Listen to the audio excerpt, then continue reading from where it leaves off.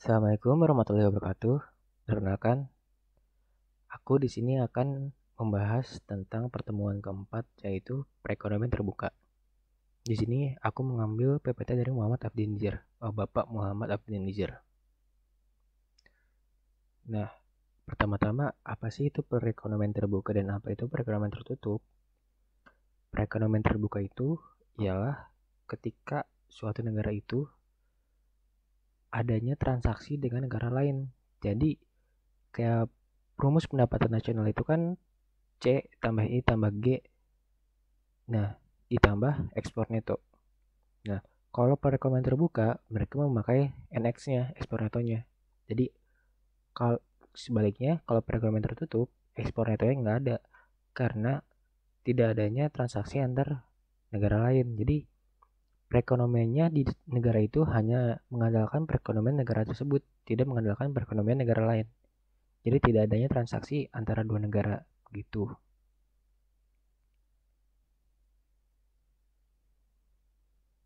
Nah, dalam perekonomian terbuka, pengeluaran tidak harus sama dengan output. Jika pengeluaran lebih daripada output, maka kekurangan output dipenuhi dengan impor barang dan jasa. Nah, jika pengeluaran kurang dari output, maka kelebihan output diekspor. Tabungan tidak harus sama dengan investasi. Jika tabungan lebih daripada investasi, kelebihan tabungan digunakan untuk membeli aset luar negeri. Nah, jika investasi lebih dari tabungan, meminjam dari luar negeri sama dengan menjual obligasi kepada orang asing. Nah, ini yang udah pernah kita pelajari dulu. Kalau C sama I tambah G. Nah, di sini kita bisa kerucutkan kalau konsumsi itu bisa dibagi menjadi konsumsi domestik dan luar negeri. Sama dengannya juga investasi sama government. Nah, kalau ekspor itu belanja asing pada barang-barang domestik. Nah, kalau impor itu belanja pada barang-barang luar negeri. Nah, kalau ekspor neto itu ekspor dikurangi impor gitu. Nah, di sini kita bisa lihat kalau rumus yang tadinya yang kita kenal itu C tambah I tambah G tambah NX, sebelumnya itu ada kayak turunannya gitu.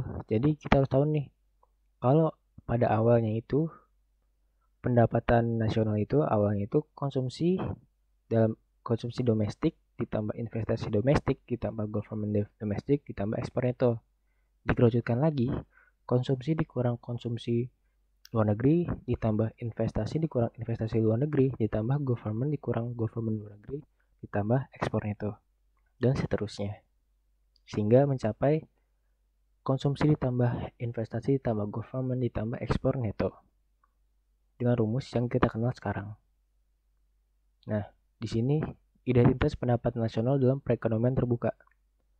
Yang kita tahu NX itu ekspor neto, yaitu output, dan C ditambah I ditambah G itu belanja domestiknya.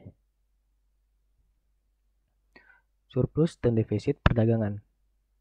Nah, di sini surplus perdagangan atau trade surplus, output itu lebih daripada belanja dan ekspor lebih dari impor. Ukuran surplus perdagangan sama dengan positif NX.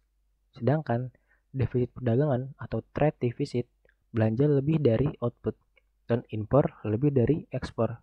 Ukuran defisit perdagangan sama dengan negatif NX. Jadi kita bisa lihat tuh, kalau surplus itu NX-nya itu pasti positif. Sedangkan kalau defisit perdagangan, N, N, ekspor netonya itu negatif.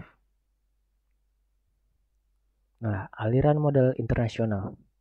Aliran modal keluar neto atau net capital outflow itu tabungan dikurang investasi. Itu aliran keluar, yaitu loanable funds neto. Pembelian aktiva luar negeri neto. Pembelian aktiva luar negeri suatu negara dikurangi pembelian asing atas aktiva dalam negeri. Jika tabungan lebih dari investasi, negara merupakan pemberi pinjaman neto atau net lender. Jika tabungan kurang dari investasi, negara merupakan peminjam neto atau net borrower. Nah, hubungan antara perdagangan dan aliran modal.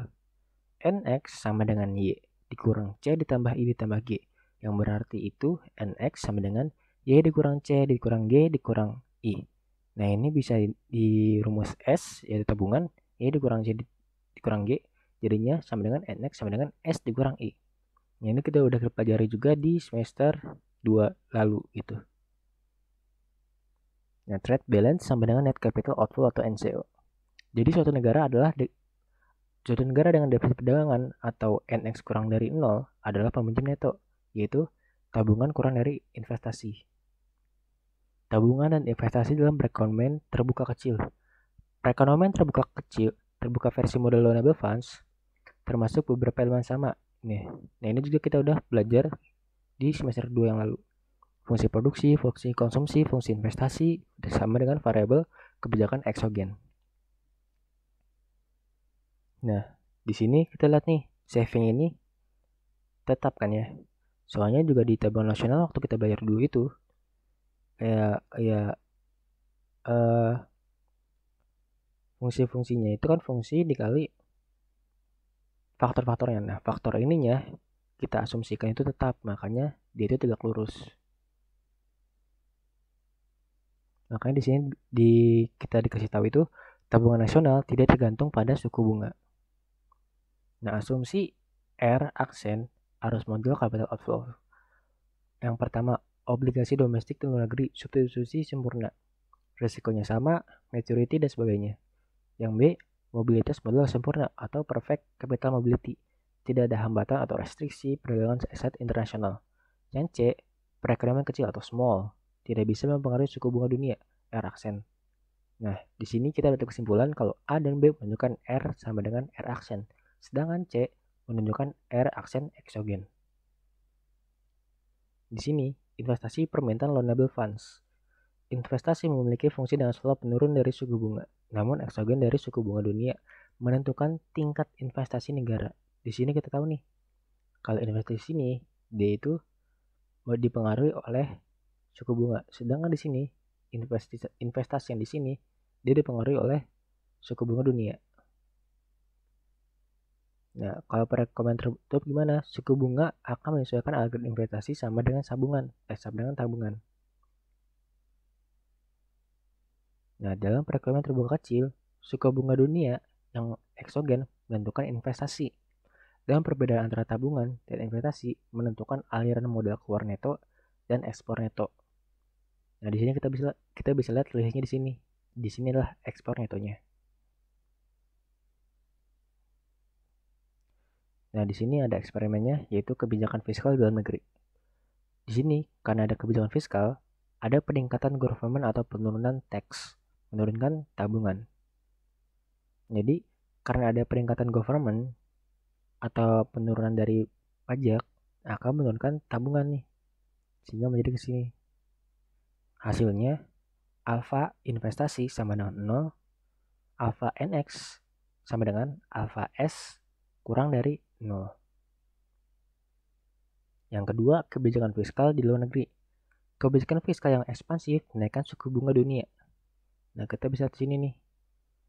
Kalau dari savingnya di sini dari suku bunga dunianya naik ke atas, investasi karena dipengaruhi suku bunga, dia akan bergeser ke kiri dan akan menurunkan gitu. Ekspor yang tadinya di sini akan melebar jadi ekspor 2 dengan hasil alfa I kurang dari 0 dan alfa ekspor neto sama dengan minus alfa I lebih daripada 0. Kenaikan permintaan investasi. Nah, kita bisa lihat nih, karena kenaikan permintaan investasi, nah, di sini jawabannya kita bisa lihat alfa I lebih besar daripada 0, alfa S lebih sama dengan 0, aliran modal neto dan NX turun sebesar jumlah alfa I. Nah, kita bisa lihat nih. Kita bisa lihat di sini, kalau I-nya dia karena permintaan investasinya naik sini terus. Nah, ekspor netonya dia bakal berpindah ke sini. Dan juga di sini investasi karena dipengaruhi oleh suku bunga, karena permintaan juga karena ada permintaan investasi, suku bunga juga akan investasi juga akan dipengaruhi oleh suku bunga, maka akan menggeser ke kanan sehingga ekspor neto juga akan berpengaruh. Nah, nilai tukar nominal atau nominal exchange rate itu sama dengan nilai tukar nominal harga relatif mata uang domestik dalam ukuran mata uang asing. Misalnya yen per dolar atau rupiah per dolar. Nah, kita bisa tahu nih. Ini pada tahun 2019 bulan 8 tanggal 2. Euro exchange-nya itu 0,88 per dolar. Indonesia 13.976 rupiah per dolar. Jepang 109,8 yen per dolar dan seterusnya. Nilai tukar real exchange rate. Nah, epsilon sama dengan nilai tukar real harga relatif barang-barang domestik dalam artian barang asing. Contohnya Big Mac di Jepang per Big Mac di Amerika. Jadi kalau nilai tukar real ini lebih ke barang-barangnya nih. Barang-barang di negara ini dibandingkan dengan barang di negara lain. Nah, di sini kita ada rumusnya. Epsilon sama dengan E dikali P per P aksen. P sama dengan harga domestik, P aksen sama dengan harga luar negeri dalam mata uang asing, dan E sama dengan nilai tukar nominal. Di sini contohnya, yen per dolar dikali per unit US goods per yen per unit Japanese goods. Sama dengan yen per unit US goods dibagi yen per unit Japanese goods. Sama dengan unit of Japanese goods dibagi per unit of US goods. Nah, di sini jumlah daya beli di Jepang yang harus dikorbankan untuk setiap unit daya beli di Amerika Serikat. Nah, di sini ada contohnya. Di sini contohnya Big Mac. Kalau di Jepang itu harganya itu 200 yen. Nah, kalau di Amerika itu 2,5. Nah, kita disuruh cari itu nilai tukar kalau nilai tukar nominal itu 120 yen kan ya. 120 yen per dolar. Yen terhadap dolar. Nah, kita tahu nih E-nya itu 120. Nah, P-nya di USA 2,50 per 200 yen sehingga nilai epsilonnya sama dengan 1,5. Di sini jelaskan untuk membeli Big Mac di Amerika, seseorang dari Jepang harus membayar sejumlah yang bisa membeli 1,5 Big Mac Jepang. Jadi, kalau orang Jepang pengen beli Big Mac barang di Amerika, jadi kayak perbandingan gitu loh. Misalkan nih, kayak kita contohkan aja, kalau di Indonesia misalkan, ya kayak kita analogiin aja ya. Kalau di Indonesia, kalau kita pengen beli gitar, misalkan gitar gitar dari bahannya itu kayu jati gitu. Misalkan di Indonesia itu kita harus ngerogoh duit itu sekitar 20 juta. Sedangkan di Amerika Serikat kita harus ngerogoh sekitar 40 juta. Gitu kan. Nah, kalau kita lihat kalau di Amerika kita harus ngeluarin 2 kali lipat dari harga di Indonesia. Itu analogi doang nih. Itu kan belum dikaliin sama nilai tukar nominalnya gitu kan. Berarti bisa lebih gede lagi atau bisa lebih kecil lagi gitu kan. Jadi tergantung nanti rumusnya gimana. Kalau kita analogiin aja, harga satu barang di Amerika Serikat itu sama dengan harga 2 barang di Indonesia. Nah, contohnya begitu. Nah, epsilon dalam dunia nyata dan model. Dalam dunia nyata, epsilon sama dengan harga relatif sekeranjang barang-barang dalam negeri dalam ukuran sekeranjang barang-barang luar negeri. Nah, dalam model makro hanya ada satu barang, auto output, sehingga epsilon adalah harga relatif output satu negara dalam ukuran output negara lain. Nah, bagaimana ekspornya itu tergantung pada epsilon. Nah, mungkin di sini maksudnya itu epsilonnya itu naik gitu ya. Kalau epsilonnya naik, barang-barang US menjadi relatif lebih mahal dibanding barang-barang asing. Maka ekspornya itu berkurang, impornya naik, sehingga ekspor netornya itu turun.